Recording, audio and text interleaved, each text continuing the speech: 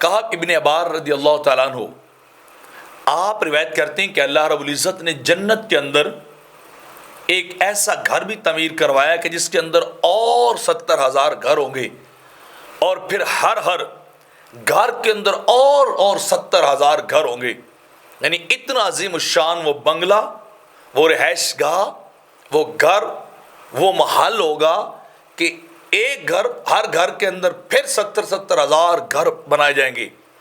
تو آپ روایت کرتے ہیں کہ اس کے اندر اللہ رب العزت انبیاء کو ٹھہرائے گا، صدیقین کو وہاں جگہ دے گا، رب کائنات وہاں شہداء کو، عادل حکمرانوں کو اللہ رب العزت وہاں عزت و احترام کے ساتھ رہائش فراہم کرے گا.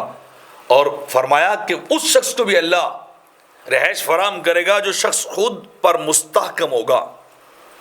جو بندہ مستحکم ترین آدمی ہوگا وہ بھی انبیاء کے ساتھ، شہداء کے ساتھ، وہ بھی عادل حکمران کے ساتھ، نیک کار لوگوں کے ساتھ ایسے گھروں کے اندر جائے گا جن کے اندر ہزار اور گھر اور بنگلے ہوں گے.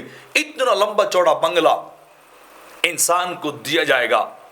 تو پوچھا گیا آقا علیہ الصلوۃ والسلام کی بارگاہ میں کہ آپ بتائیے جی خود پر مستحکم لوگ کون ہیں؟ یہ کون بندہ ہے جو خود پر مستحکم ہو؟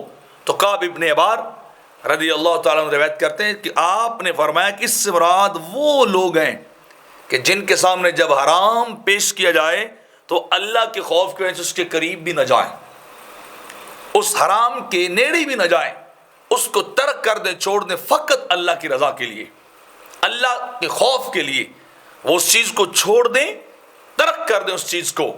تو وہ خود پر مستحکم، جنہیں سیلف کنٹرول حاصل ہوگا. ایسے بندے جو حرام سے بچیں گے اللہ انہیں بھی وہ 70,000 گھروں والا ایک بڑا محل عطا کر دے گا.